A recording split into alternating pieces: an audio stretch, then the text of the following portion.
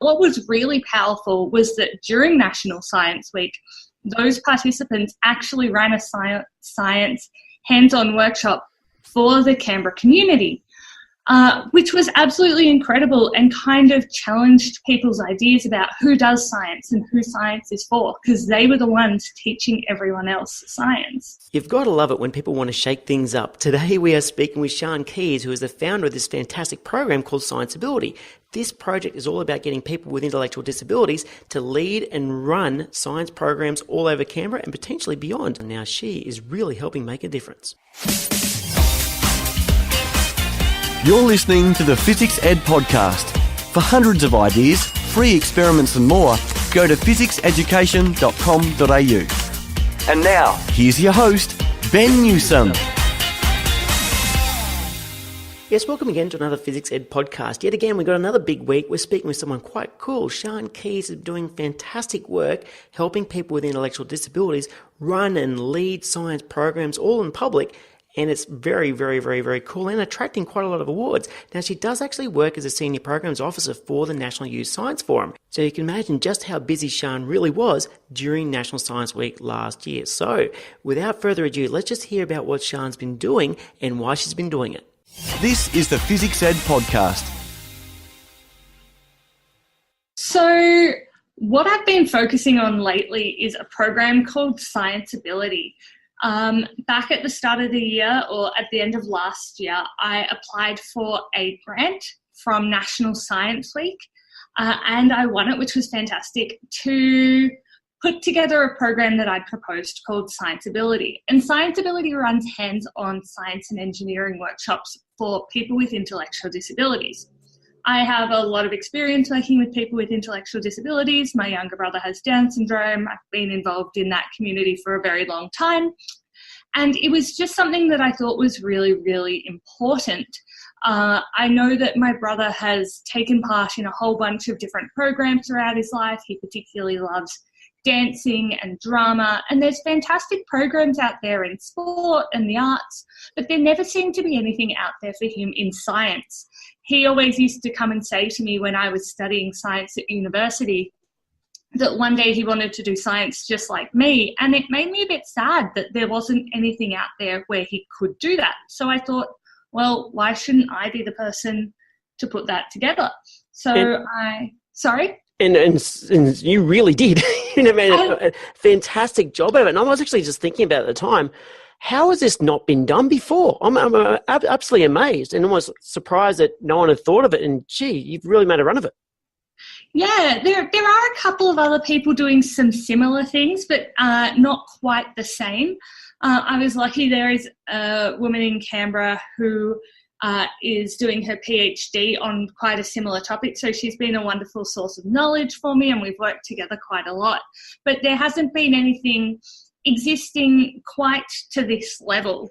So we ran these workshops in the lead up to National Science Week, and the participants had an absolutely great time. But what was really powerful was that during National Science Week, those participants actually ran a science hands-on workshop for the Canberra community, which was absolutely incredible and kind of challenged people's ideas about who does science and who science is for, because they were the ones teaching everyone else science. No, it's absolutely brilliant. And it actually does remind me of a theatre troupe out of inner Western Sydney called Ruckus, which has a number of contemporary performance artists who happen to have an intellectual disability as well. And their whole thing is about, addressing inequalities, getting rid of social exclusion and all that stuff that comes with it. And you're doing this in science, which is fantastic. And I have to agree that if the person presenting the content knows what they're doing, it's irrelevant, whether they've got an intellectual disability or not. I mean, just teach the science. And if kids are having fun and the adults are having fun, it does not matter in any way. It's just fantastic. Yeah, thank you. It went really, really well, and we've had a lot of great interest since then. So looking forward to what can be done with that in the future. Hey, just out of interest, what were the experiments that you were doing during National Science Week? Or not you, yourself, all the presenters? So in the lead up to National Science Week, we did 6 different workshops in a range of different themes. So there was the science of colour. So we'd do like rainbow milk, where you'd have drops of food colouring in full cream milk, and then you dip a toothpick in detergent and drop it into different spots in the milk and see how that affected the fats within the milk and how that made all the colours move. We did the science of flight, where we made rotocopters. We did engineering, where we made scribble bots. So we did a whole bunch of different science and very different kinds of experiments during that. And then every single one of the participants chose their favourite experiment that they'd done in those workshops, and we all practiced them together and practiced them on other participants before going and presenting them to the public. Yeah, wow. And so how many of these sessions did you run for them, for the public?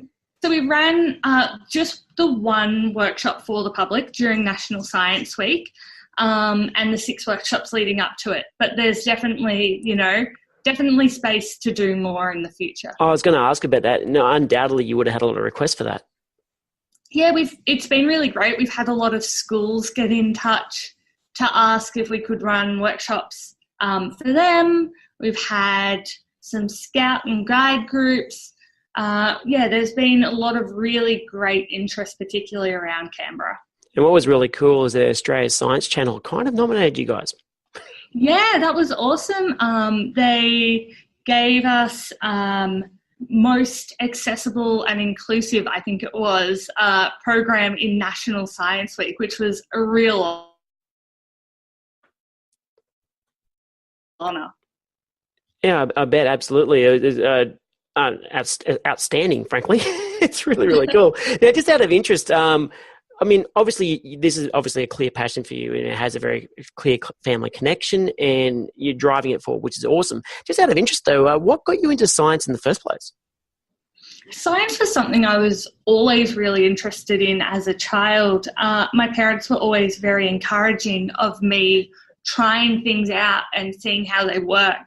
I remember when I was younger, Mum would always run experiments with me where we do chromatography of M&M colours on filter paper and splitting the stems of flowers and putting them in different coloured water to see how the capillary action worked. I was always very investigative as a child, and my parents really encouraged that. And I think that just went all the way through my studies. I always just wanted to keep learning more.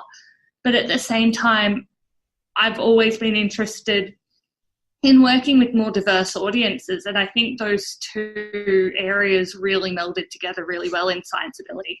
100%. Now, and obviously you went through to university and did a bit of science, learning about how science actually works, but I understand you went through to Questacon at some point. Yeah, so I worked at Questacon for quite some time. I started there working as a part-time job while I was at university. But then once I finished my honours degree, I went on to do a master's through Questacon and the Australian National University, a program called the Shell Questacon Science Circus, which is a Masters of Science Communication Outreach. And it's really, really good fun. I spent a good part of the year travelling around Australia doing science and engineering workshops and shows in schools, and then continued to work with Questacon for quite some time after that. And it was a really great way to learn science communication, learn best practice, and have a fantastic time doing it. Absolutely, and those people who are listening in from overseas, Questacon's like the Australia's National Science Centre, and really cool museum right in the heart of Canberra. Actually, not that far away from Parliament House, actually. Just out of interest, where did you get to travel? Because every time everyone does the science circus, they get to go to some really cool places. What was the best place you went to? Oh, I had some fantastic experiences in Science Circus. I spent a month just travelling around Tasmania, which was absolutely beautiful, and probably because of that, my favourite state in Australia, I'd say.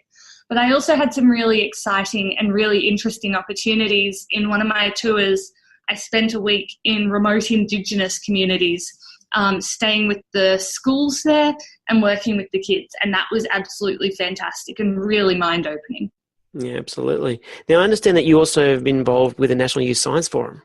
Yeah, so that's where I work at the moment. When I'm not doing my Scienceability stuff, that's my full-time job. So I'm the Senior Programs Officer at the National Youth Science Forum, and we bring every year 600 Year 12 students to Canberra and Brisbane for hands-on residential science programs, fortnight-long science programs where they get an idea of what it would be like to study or have a career in science or a science-related field. So we have that coming up actually very soon. Our first one starts at the start of January. We have 3 of them. And yeah, getting excited about having all of the students arriving and getting them to see what are some of the opportunities by having a career or studying science. Oh, it's huge. And actually, we did an episode a couple of months ago now on National Youth Science Forum, just 2 alumni from that. It sounds like it's just fantastic. And I know that you've got this big thing coming up in the next month where, literally 600 people. That's a lot of people to organise. And I imagine that Amanda Caldwell and Damien Pearce will be very busy right now, making sure it's all ready to go.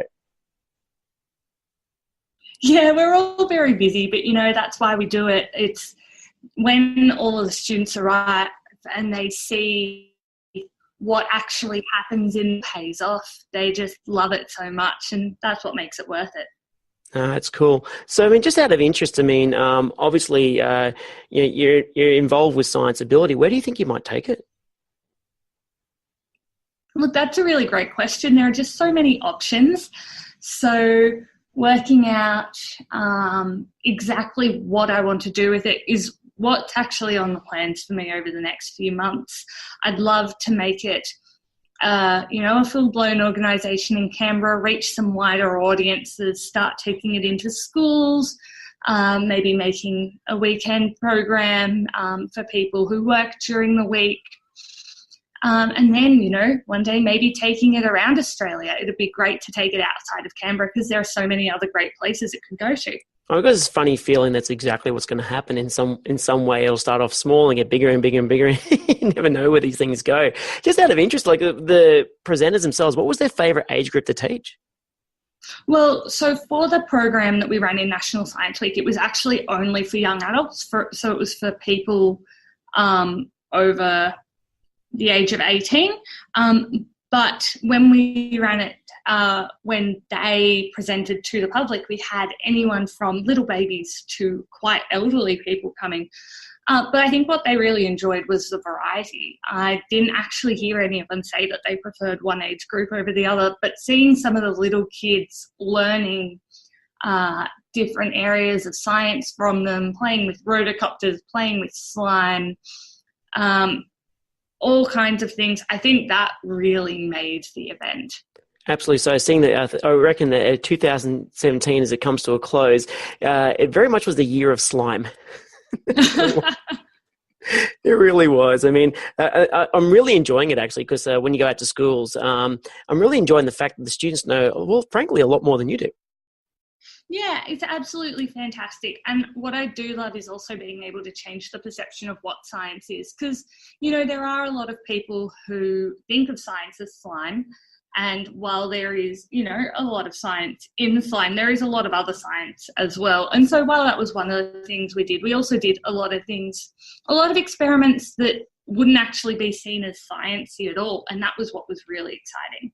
Hey, just out of interest, if you had to, drop everything, run away from the microphone, and you had to run a lesson in a half hour or so, and you had the materials on hand, what's your favorite go-to thing that you go, you know what, I know audiences love this. What's your favorite science experiment? That's a fantastic question. I think some of the best science experiments are the ones that you don't know what's going to come until it happens. So I love experiments like there's a can crush you can do where you have a Coke can, and don't try this at home. You can get a Coke can and put a tiny, tiny bit of water in the bottom and evaporate it until everything inside is very, very hot, and then you can turn it upside down into a plate of very cold water, and the can will crumple inside because of the change of pressure. That one is fantastic because it is just so unexpected. But the other science experiments I really, really love are the ones that anyone can do at home. So quite different to that one. The ones that all you need are things that you can get from a supermarket, things that you can get from Bunnings, things that you can find around your house, because that to me is the true importance of science, that anyone can do it. So whether it's making rotocopters, whether it's testing the capillary action of water, there are so many things that you can do at home, and I think that's what's really valuable. It comes down to the critical thinking, and I do know that experiment with the Coke cans. It's brilliantly done. Actually, I remember seeing that with I think it was a physics teacher a long time ago, showed me how they're doing it with not quite the aluminium cans, they're doing it with small drums. And that is definitely don't do that at home, but I tell you what, that made a bang. I bet it did. There was a video on the internet a couple of years ago about it happening to a large truck as well that had been sitting out in the sun for too long. That one was quite scary. Yeah. Oh, wow. That's some homework for everyone. I've not seen that one. That's awesome. Yeah. / don't be inside. Definitely. Oh, wow. That's insane. Actually, it comes down to actually when you think about like what's out there on YouTube, there's so much out there, and knowing what is repeatable and what shouldn't be repeatable is just as much about what science literacy is about sometimes. That's very true. Absolutely. Hey, look, there's undoubtedly there'll be people who would love to know how they could, gather a trip together and start doing stuff in their own localities. I mean, what would be some advice that you would like to give? Well, I guess the real advice is that if you're passionate about it, then you should do it, and that science is out there and it's accessible and anyone can take part. So, look up what's available in your area. Start finding resources. Go out there and do it, because I think that's what's really important, just getting started. Just do it. Maybe you need like a little Nike swoosh underneath the Scienceability logo. Yeah, exactly. Just do it. I love it. That's awesome. Hey, look, and that actually brings up the point. How can people get in touch with Scienceability? We have a very active Facebook page when we are running. So definitely look at Scienceability on Facebook. We are the page that has the little conical flask as the logo. And yeah, send us a Facebook message or get in touch, like the page. We'd love to hear from you. Absolutely. And that's Scienceability, all one word. And CBR, just out of interest, what's the CBR stand for? So we're based out of Canberra. So that's the shortening for Canberra. You think I would have realised, but I'm not that bright. That's okay. But there you go. So yeah, definitely check that out, because I really truly believe that this particular program will get going, and hopefully well beyond National Science Week, which is undoubtedly a great focal point in August. But seeing that going out into schools and community groups and whatever, it's really cool. And I think you really started something which will go. And by the way, congratulations on your own personal nomination coming up very soon. You don't know? Thank you. Yeah, so last month, I think it was, I had been up for ACT Young Australian of the Year, which was very exciting. I didn't win that, but that was okay because the guy who did win it was absolutely fantastic. But later this week are the ACT Inclusion Awards, which I'm also up for. So it's been very exciting. And it's fantastic just to be nominated and to be seen against all these other people doing so much good. That's it. Those inclusion awards. I'm really hoping that really goes well. And yeah, and of course, by the way, well done. Just being nominated amongst all these hundreds of thousands of people who are doing really, really cool stuff right across Australia. To be nominated as a Young Australian of the Year is just fantastic as well. I mean, what a year! It's very cool. It's definitely been a very big year, but it's been fantastic. No, brilliant. Well, thank you very much, Siân Keyes, for jumping on the podcast. And look, all the best as you draw down to a close this year. And hopefully next year we'll see you and all the crew running around ACT and beyond. Let's hope so. Hi guys. Looking for more science with an Australian twist? Well, you're in luck, because here at Physics we're launching a fresh take on science in the upcoming podcast, Physics Twist. Get up to speed on the latest science and tech news, where we look at what these discoveries might mean for all of us. Powered by the Physics Education team, Physics Twist highlights the most interesting and sometimes the funniest side of what's happening in our world. We're kicking off in a few weeks, so stay tuned. See you then!